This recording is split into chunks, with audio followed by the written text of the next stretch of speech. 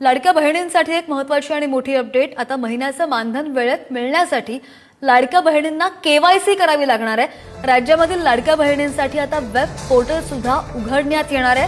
लाडक्या बहिणींना आता केवायसी करावी लागणार आहे। योजनेमध्ये पारदर्शकता यावी म्हणून वेब पोर्टलच्या मदतीने सरकार आता केवायसी करणार आहे। महिन्याचं मानधन वेळेमध्ये मिळावं त्यासाठी कोणतीही दिरंगाई होऊ नये त्यासाठी लाडक्या बहिणींना आता केवायसी करावी लागणार आहे। राज्यमंत्री मेघना बोर्डीकर यांनी लाडक्या बहिणींना हे आवाहन केलंय।